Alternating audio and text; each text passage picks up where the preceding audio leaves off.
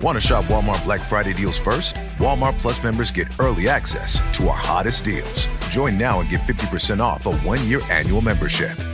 Shop Black Friday deals first with Walmart Plus. See terms at walmartplus.com.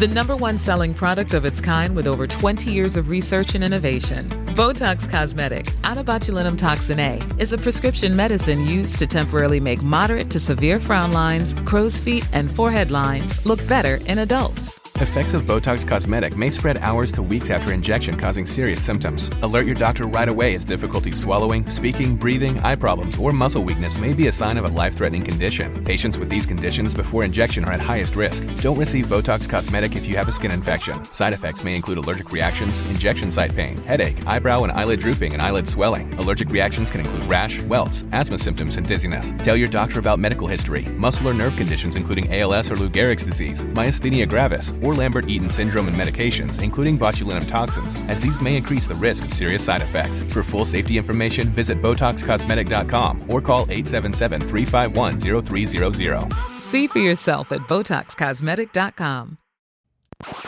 Now tuned into the greatest. The Run with Manny Wilson podcast. The Run, the Manny Wilson podcast. The best sports podcast there is. Yes, sir. What's up, everybody? Welcome back to The Run with me, Manny Wilson, all the way from Detroit to Chicago to your speakers and headphones. I appreciate you tuning in to the first interactive sports podcast. You know, a community that makes sure your voice is heard. So if you hear something you agree with, you disagree with, you like or you dislike, go ahead, shoot us a quick take, 219-413-9405. And of course, we'll play your take back on our next episode. And shout out to SeatGeek for sponsoring this episode. Get $20 off your first ticket purchase when you use the promo code TheRunPodcast. Now, this code can only be applied for first-time users on the mobile app or website. So I don't know about you, but definitely want to check out some concerts, some games. So I'm going to go ahead and create my account and then use that promo code to save myself $20 off my next night out when I go maybe a Kendrick Lamar concert, maybe a Chicago. Actually, it's not going to be a Chicago Bears game. Definitely not going to be that. But let's do the Kendrick Lamar concert, you know, because the boy been going crazy, man. The album been going crazy. I mean, I know it just dropped, but bro has been on another level with this album release, and I'm not going to sit here and talk about it too much, mainly because I got some other things to focus on, but it's the holidays. As you know, I told you it's going to be a funky week. It's going to be a wild, weird week in terms of when you're going to get the pod. So, yeah, that's first things first. The album dropped, and the Kenny definitely been getting some spins. Kenny been getting some spins, and I love it so far, but still waiting to give a true evaluation. Got to wait till the hype died down just a little bit. But anyway, look, let's focus back in.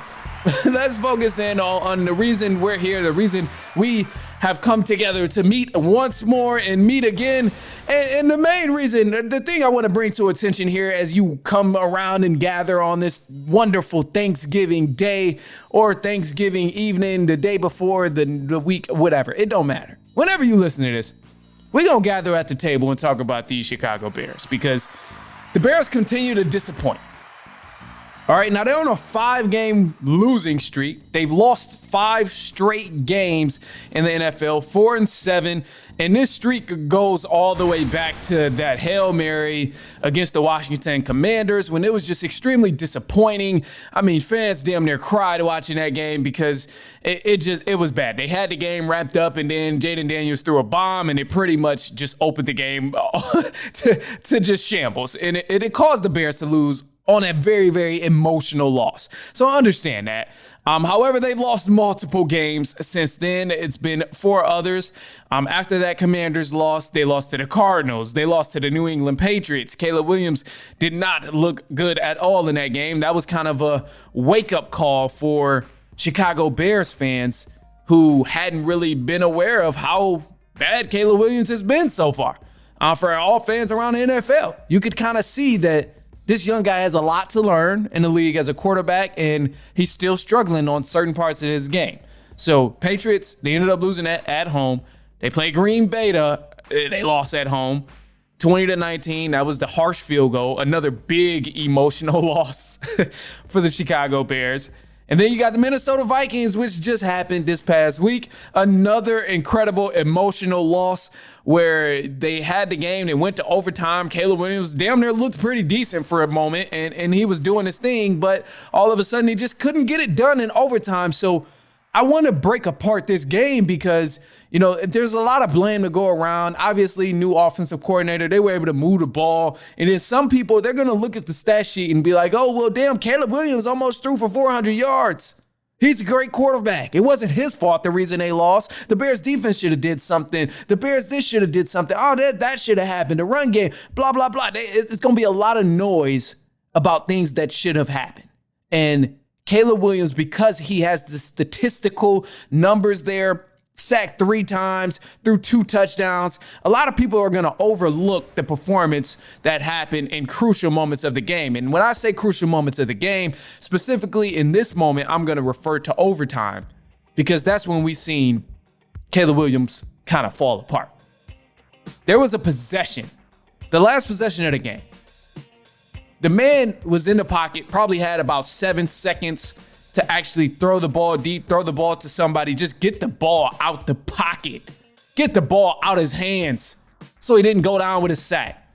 But yet, the man stayed in the pocket, didn't throw the ball, didn't get rid of it, didn't just toss it away, whatever, held on to it as long as he did. The offensive line gave him tremendous protection on that play, so it's not their fault. It was clear it was not their fault. And then Caleb Williams ended up took a big sack that ended up causing them to move back in yardage. And then to make it even worse, guess what the Bears did after they gave up a huge sack on 2nd and 10? They got called for a delay of game, which put them back even further for a 3rd down. So not only did they get sacked on a 2nd down, but they also got another 5-yard penalty that moved them back even further for 3rd down. So now you're looking at a 3rd and 21. That's like a 3rd and impossible to contribute on and to capitalize on. And that's the game deciding factor for the Chicago Bears offense. That's what they had to capitalize on in order to win this game against the Vikings. So it's a difficult situation. And when the Vikings got the ball back, obviously we know they went down, took care of business, scored the ball. But I bring all of this up to say not to cause more emotional damage for y'all Chicago Bears fans, but more so just because, I mean, this game here, the blame only goes so far. I wasn't really impressed by what the Vikings were doing. The Vikings didn't have like some great performance. And truth be told, the Vikings gave the Bears multiple chances to actually come back and actually win the game. I don't know what was going on because, mind you, here at the end of the game, when the Bears did finally punt the ball on that drive that I just mentioned, there was a fumble. They muffed the punt. Bears didn't recover it. It was just like chance after chance. They were trying so hard to give them an opportunity to end this losing streak, but the Bears couldn't capitalize. But although they've been losing, there's still some upside to it.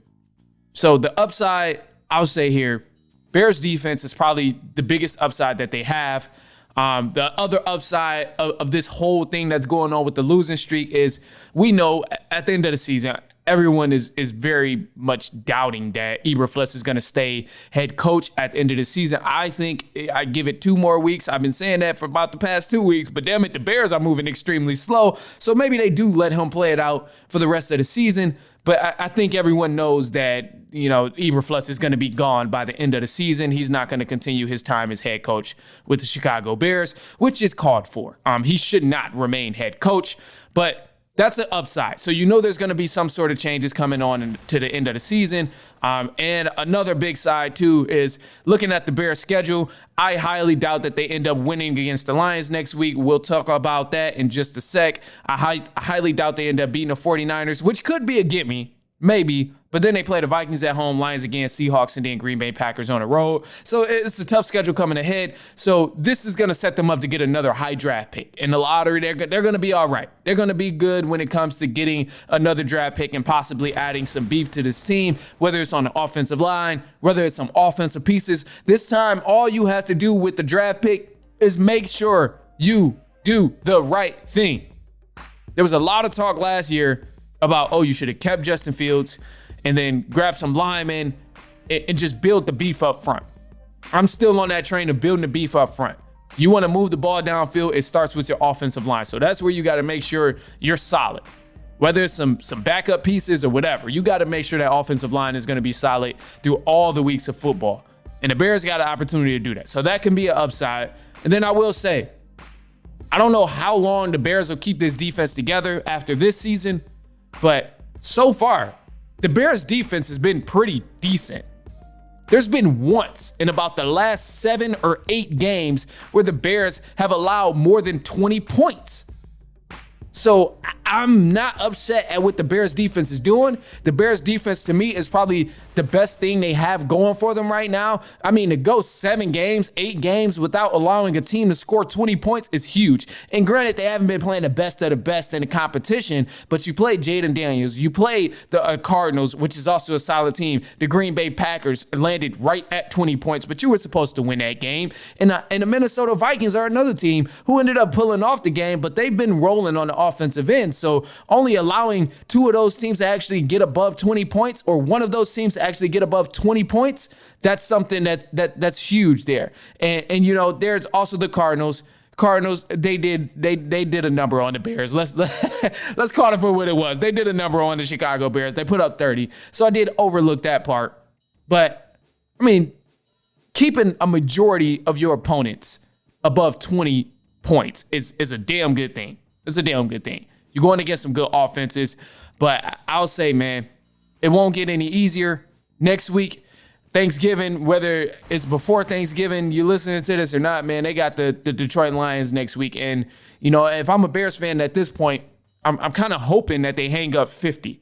And I know it sounds weird. It's like, why would you want them to, you know, do that, whatever. But at this point, bro, just speed up Eberflus getting fired. Come on, man. Just speed it up. Eberflus need to go ahead and get out the door. Lions putting up 50 points will help all the momentum, will help all the trade talks, will help all the firing talks to really getting Eberflus out the door and then actually turning over a new leaf. Because let's not forget, this is the Chicago Bears we're talking about. So we keep doing all this, Eberflus is going to be gone at the end of the season for sure. You never really know with the Chicago Bears. You never really know. Sometimes it's some craziness where they just might keep him around. Who knows? I mean, he's close friends with the GM. So you never really know. I'll talk about the Lions in just a second, break them down, because I don't necessarily think they're an unbeatable team, but the game is at Ford Field. Bears are 0-4 on the road. So that's going to be a tough win. Bears coming in to Ford Field, 0-4 on the road. That's not pretty. Lions 4-1 at home. Lions been rolling. They've been doing their thing. So I don't know, man. It's going to be rough. It's going to be rough. Going to be a rough game. Anyway, look, man. Hey, we got some more stuff coming up, but go ahead. Shoot us a quick take on a voicemail line. 219-413-9405. Leave us a quick take or questions, concerns, whatever you want to go ahead and leave on there. Go ahead, shoot us a quick call. And of course, we'll play it back on our next episode. But we got some news for the run, some updates in college football, NFL scores, and some games to look forward to on this upcoming Thanksgiving. So stay tuned. We'll be right back. It's halftime.